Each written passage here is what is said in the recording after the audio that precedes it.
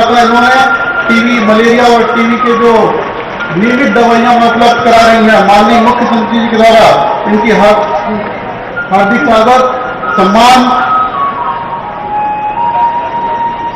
छत्तीसगढ़ से राजधानी रायपुर आभार सम्मेलन लगातार चल रहा है। मुख्यमंत्री भूपेश बघेल की मौजूदगी मंच पर आंगनबाड़ी कार्यकर्ताओं को सम्मानित करते हुए मुख्यमंत्री भूपेश बघेल उत्कृष्ट कार्य करने वाली कार्यकर्ताएं, साथ ही साथ उत्कृष्ट कार्य करने वाली आंगनबाड़ियों को भी मुख्यमंत्री भूपेश बघेल आज सम्मानित कर रहे हैं।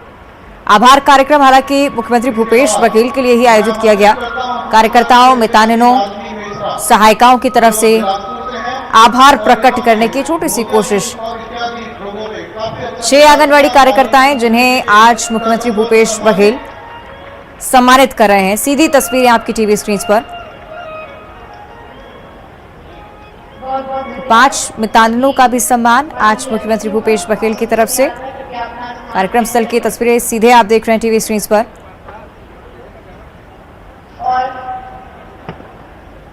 एक बार फिर से जोरदार करतलध्वनि हमारे मुखिया के लिए, जिन्होंने इस आभार सम्मेलन के लिए हमारा आग्रह स्वीकार किया। और अब बारी है मुखिया के पिटारे से निकलने वाले उस उद्बोधन की, जिसका हम सभी को बेसब्री से इंतजार था। माननीय मुख्यमंत्री महोदय।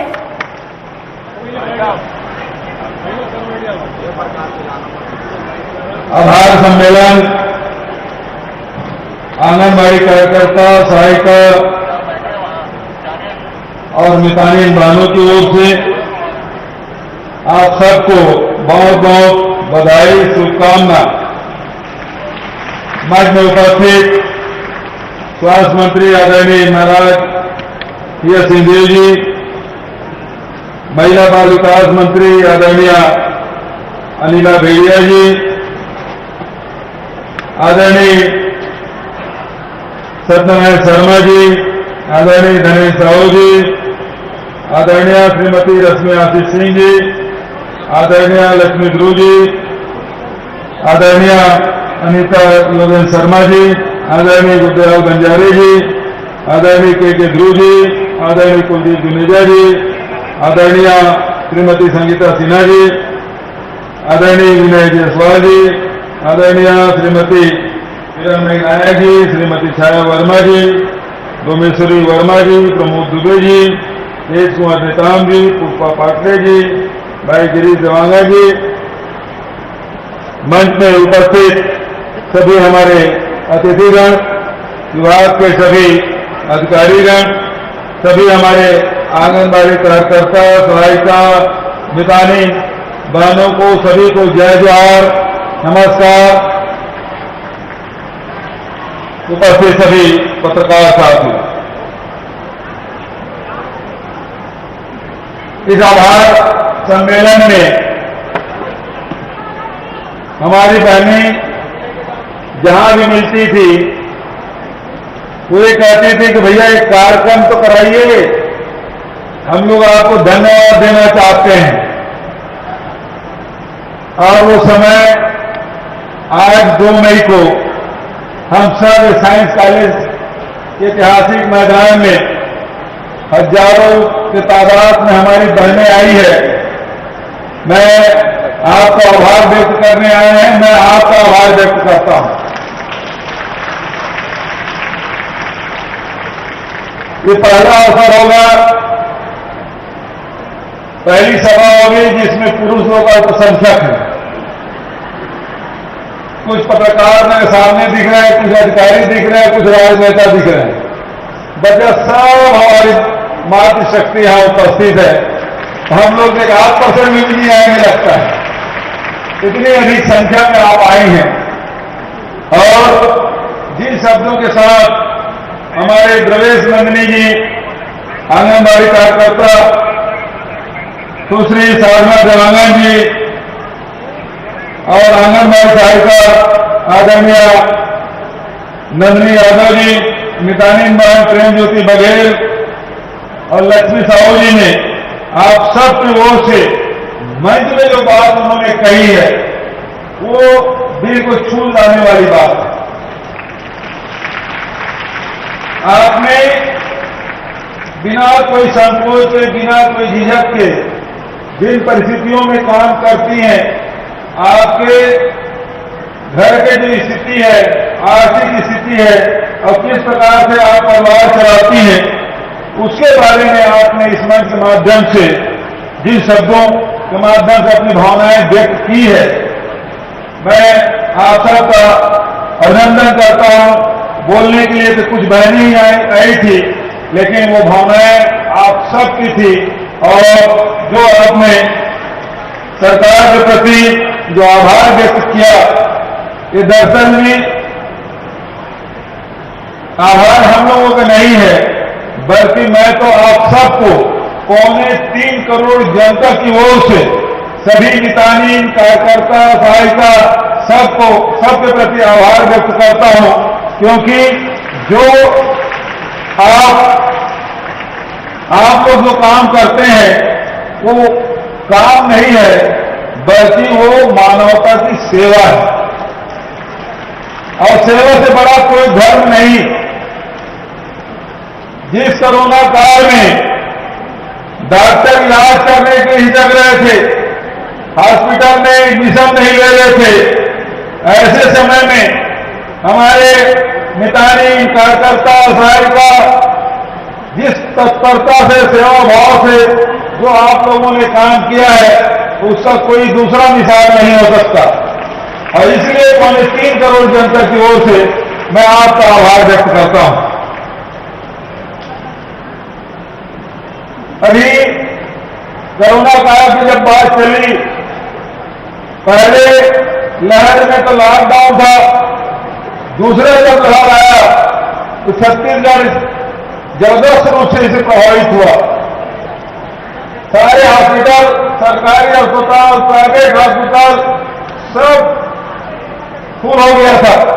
उसके बाद जितने भी हमारे आसपास के, रायपुर है तो रायपुर के आसपास अबनपुर है, आराम है, बिरगांव है, मंदिर रसोद है, धरसीवा है, तो ऐसे जगहों में बेड लगा के, ऑक्सीजन लगा के वहां अस्पताल हम लोगों ने शुरू की, जांच हमने शुरू की और इलाज शुरू किया। उसके बावजूद भी जब नियंत्रण नहीं हो रहा था, पूरे देश में अकेला छत्तीसगढ़ है जो हमारी सरकार ने निर्णय लिया कि जितने भी बहने, आंगनबाड़ी कार्यकर्ता, सहायिका है, सबके हाथ में कोरोना किट पहुंचाओ।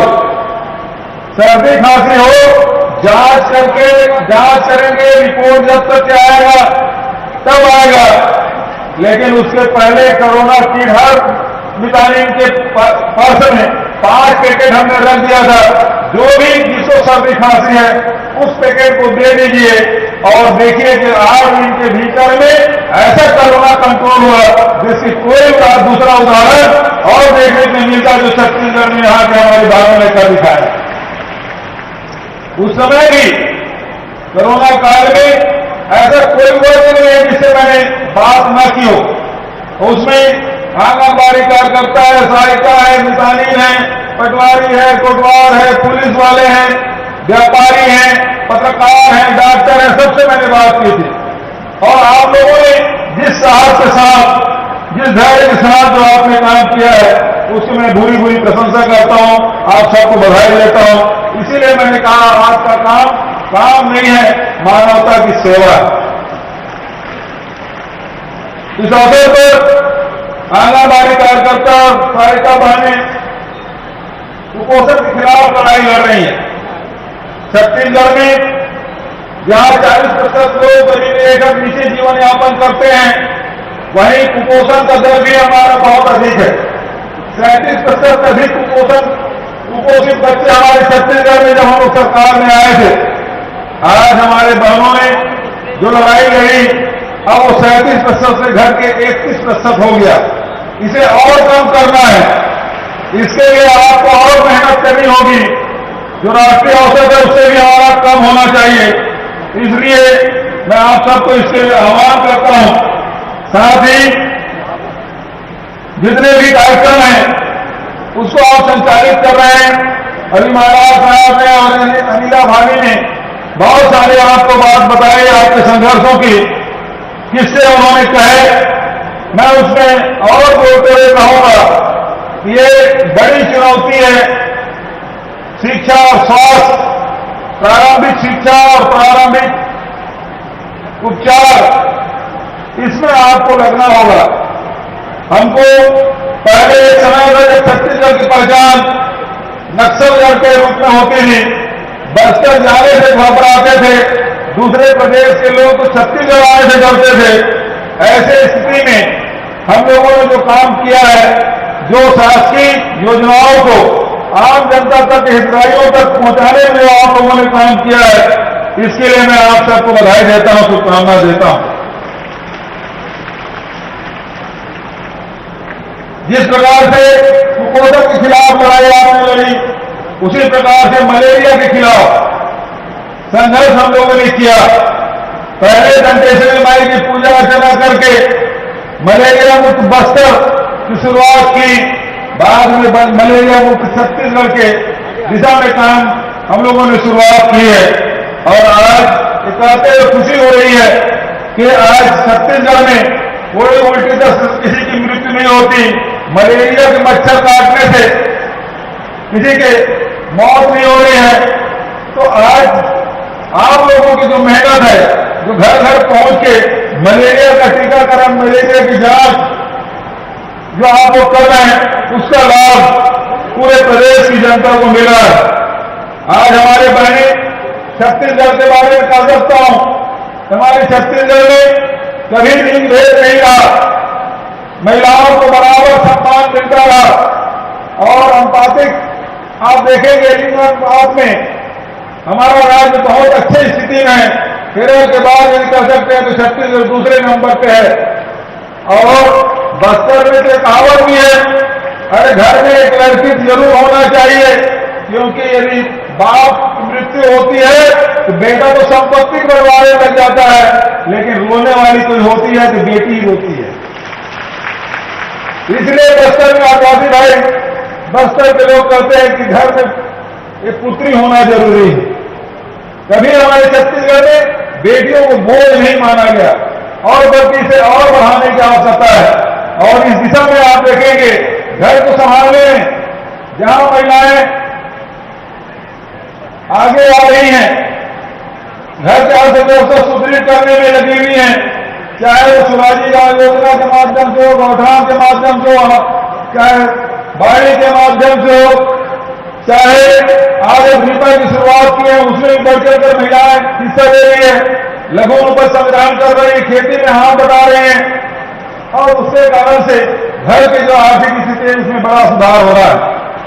शिक्षा के क्षेत्र में भी लगातार आंगनबाड़ी, हमारे प्रारंभिक शिक्षा वहां से शुरुआत होती है। और स्कूलों को हमने निर्णय लिया, जितने भी हमारे गांव का शहर को सारे स्कूल का रंगरोगन करना है, जीर्णोद्धार करना है, नए बिल्डिंग बनाना है। और उसके साथ साथ अंग्रेजी स्कूल, स्वामी आत्मानंद अंग्रेजी स्कूल की भी शुरुआत हम लोगों ने की है। तो शिक्षा के क्षेत्र में भी काम हो रहा है, अर्थव्यवस्था को सुधारने की दिशा में काम हो रहा है। और जिस जो मेहनत आपने की है, और इसी कारण से हमारी सरकार लगातार कोशिश यही है कि सबके आय में वृद्धि होना चाहिए। एक तरफ किसानों को समृद्ध बनाने का काम हम लोगों ने किया। छत्तीसगढ़ में आप देखेंगे जितना धान की कीमत, जितना कोदो कुटकी की कीमत छत्तीसगढ़ में मिलता है, उतना देश का दुनिया में नहीं मिलता जो छत्तीसगढ़ में जो रेट मिल रहा है। उसी प्रकार से हमने जो शासकीय कर्मचारी है, शासकीय कर्मचारी को ओल्ड पेंशन स्कीम हमने लागू किया, ताकि बुढ़ापे में वो किसी के आश्रित न रहे, उसको भी मान सम्मान के साथ उनका बुढ़ापा कटे, उनका परिवार चले। इसे ओल्ड पेंशन स्कीम लागू हमने किया। और साथ ही साथ जो श्रमिक भाई हैं, मजदूर हैं, उनको भी 7,000 रुपये सालाना देने का काम हमने शुरुआत की। और अभी 30 तारीख को ही हमने 2,500 रुपया हमारे जो बेरोजगार साथी है उसका प्रथम किस्त हमने 30 तारीख को ही उनके खातों में, करीब 70,000 हमारे नौजवान साथी हैं उनके खाते में 16 करोड़ से अधिक की राशि उनके खाते में अंतरित की है। कल मई दिवस था, श्रम दिवस था, और कल भी हम लोगों ने इसी पंडाल में जितनी संख्या में आप आए हैं उसी प्रकार से हमारे श्रमिक भाई आए थे, उनके भी सुख सुविधा के लिए हमने बड़े फैसले किए। तो हमारे मजदूर भी प्रसन्न रहे, हमारे शासकीय कर्मचारी अधिकारी भी प्रसन्न रहे, हमारे किसान अन्नदाता प्रसन्न रहे, और जो स्वास्थ्य और शिक्षा के क्षेत्र में हमारी बहनें जो काम कर रही हैं उसके सम्मान में भी हम लोगों ने कोई कसर नहीं छोड़ा। और आप सबके हितों को ध्यान में रखते हुए आंगनबाड़ी कार्यकर्ता जो पहले 5,000 रुपये पाते थे उसे 1,500 रुपये पहले वृद्धि की, अब जाके उसको 10,000 रुपया प्रति महीना मानदेय देने का फैसला किया है। उसी प्रकार से मिनिमम आंगनबाड़ी कार्यकर्ता है उसका 45 से बढ़ा के 9,500 रुपया बढ़ाने का फैसला किया। बजट में आंगनबाड़ी सहायिकाओं को 3250 मिलता था, अब उसे बढ़ा के 5,000 रुपया। और उसके साथ साथ जो हमारी मितानी बहनें हैं, जितने और भी बहुत सारे जो काम करते हैं, जिसके विस्तार के बारे में विस्तार से महाराज साहब ने आपको बता दिया, फिक्स पेमेंट हर महीने मिले। जैसे कि हमारी मितानी बहनें अपने अनुभव साझा कर रहे थे, हम लोग जो काम करते हैं उसके एवज में जो पैसा मिलता है कभी कभी 3 महीने 4 महीने मिलता है, परिवार को चलाने में बड़ी कठिनाई होती है। इस बात को ध्यान में रखते हुए हमारी सरकार ने बजट में 2200 रुपया हर महीने मानदेय देने का फैसला किया है।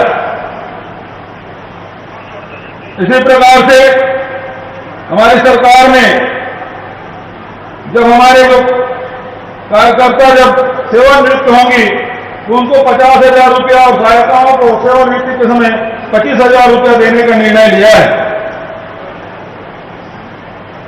आज पूरे प्रदेश में 51,849 आंगनबाड़ी केंद्र और मिनी आंगनबाड़ी केंद्र संचालित हैं, और 23-24 में शहरी क्षेत्रों में 100 आंगनबाड़ी निर्माण का प्रस्ताव है। बहुत सारी बातें और हैं। कन्या विवाह योजना के बारे में भाभी ने बता दिया, ऋण माफी के बारे में बताया।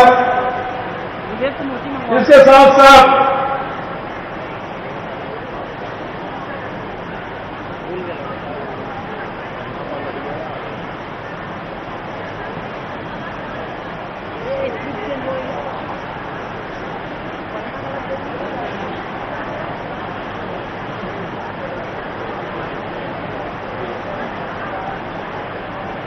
आज आया हूं तो कुछ घोषणा भी करूं। तो सबसे पहली बात यह है कि पूर्ण और स्वीकृत आंगनबाड़ी केंद्रों के लिए 5,000 आंगनबाड़ी भवनों का निर्माण कराया जाएगा,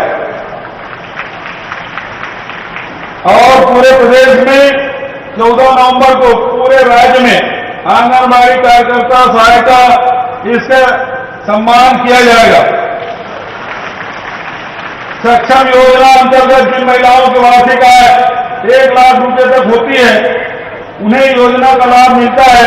इन्हें बढ़ाकर वार्षिक आय की सीमा 2 लाख किया जाएगा। महिला स्व सहायता समूह के अधिकतम 4 लाख का ऋण स्वीकृत किया जाता है, जिसकी सीमा बढ़ाकर 6 लाख अधिकतम किए जाने की घोषणा करता हूं। साथ ही जो मितानी बहनों के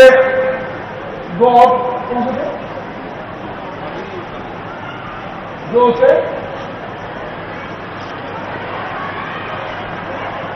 ब्लॉक कोऑर्डिनेटर और दूसरा मास्टर ट्रेनर, इसके बारे में बजट में हम लोग उल्लेख नहीं कर पाए, तो इसके बारे में मैं यही कहना चाहूंगा वो भी निराश ना हो। उन बहनों के लिए आने वाले जो हमारा सत्र होगा, पावर सत्र होगा, उसमें निश्चित रूप से उन बहनों के लिए भी कुछ न कुछ व्यवस्था की जाएगी। उनको निराश होने की आवश्यकता नहीं है। जिस प्रकार से मितानों के मानदेय बढ़ाया उसी प्रकार से मास्टर ट्रेनर के बाद उनके भी मानदेय में वृद्धि की जाएगी।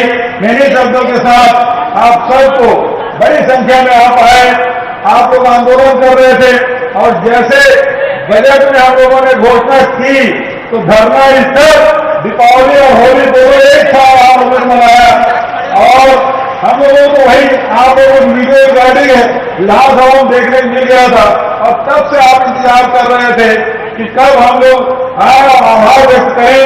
आज सब बड़ी संख्या में पूरे प्रदेश के कोने कोने से सब आए, सभी बहनों का राजधानी में स्वागत अभिनंदन करते हुए अपने वाणी का विराम देता हूं। धन्यवाद। जय हिंद, जय रविंद्र। बहुत बहुत धन्यवाद माननीय मुख्यमंत्री महोदय। और जैसा कि हमने कहा था पिटारा खुलेगा और कुछ खजाना निकलेगा, तो बहुत सारी सौगात भी मिली। एक बार आभार प्रदर्शन खड़े होकर दे दें तो सारे लोग अपनी जगह पर खड़े हो जाएं और मुखिया को, हमारे सभी मंचस्थ अतिथियों को आभार करें। दोनों हाथ ऊपर उठाकर जोरदार। आप सुन रहे हैं सीएम भूपेश बघेल को कई बड़े ऐलान उनकी तरफ से मंच से किए जा चुके हैं। जिन प्रावधानों को बजट में भी शामिल नहीं किया गया है उनको लेकर भी मुख्यमंत्री कह चुके हैं कि आश्वस्त रहें बहनें, लगातार योजनाओं के क्रियान्वयन पर फोकस किया जा रहा है और आर्थिक सहायता देने की कोशिश छत्तीसगढ़ सरकार लगातार करती रहेगी। मुख्यमंत्री इस बात को कह रहे थे मंच से। मेगा आयोजन राजधानी रायपुर में आंगनवाड़ी कार्यकर्ताओं की तरफ से आभार